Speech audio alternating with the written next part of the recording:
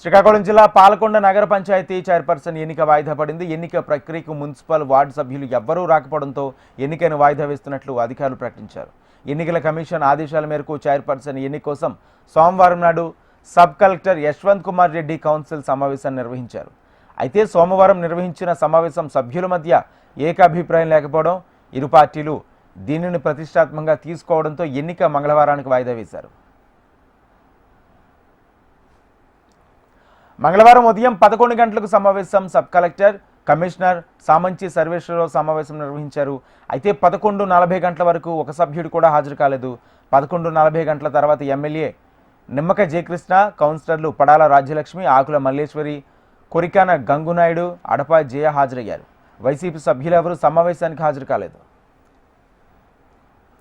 నిన్న మధ్యాహ్నం 12 గంటల వరకు వేచి చూసిన sub collector Yashwant Kumar Reddy ward కౌన్సిలర్లు హాజరు కాలేదని ఎన్నికను వాయిదా వేశారు. తదుపరి చైర్పర్సన్ ఎవరు, ఎన్నిక ఎప్పుడు, ఎలా నిర్వహిస్తారన్నది ఎన్నికల కమిషన్ వీలైనంత త్వరలో ప్రకటిస్తుందని సబ్ కలెక్టర్ యశ్వంత్ కుమార్ రెడ్డి తెలిపారు.